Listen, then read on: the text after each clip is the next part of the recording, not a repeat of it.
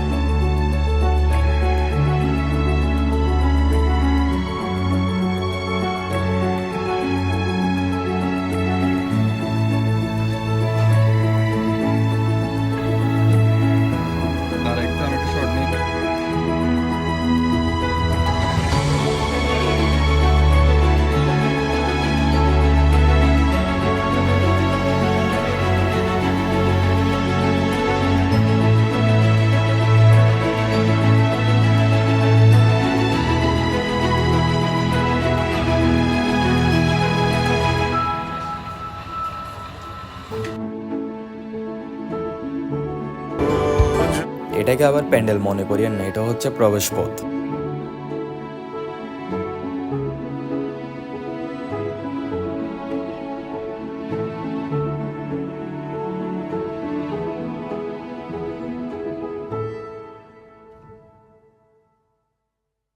Hi guys, আমরা চলে এসেছি কোইনপুরা। হ্যাঁ, এটা হলো কোইনপুরা আনোয়ার।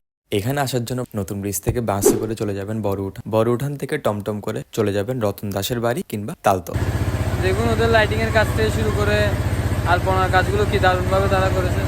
বিশ্বাস করবেন না, আপনাদের একটা জিনিস দেখাই যে আলপনাটা ঠিক এখান থেকে শুরু হয়ে একদম লাস্ট পর্যন্ত লাইট গেছে, প্রায় না হলেও 1 কিলোমিটার ধরে লাইটিং করছে। এখানে যে আমার পিছনে যে লাইটগুলো দেখতে পাচ্ছেন, যে লাইটিংটা দেখা যাচ্ছে, এই যে পুরো 1 কিলোমিটার রাস্তাটা হেঁটে ভিডিও করার মতো স্টোরেজ আমার কাছে নেই।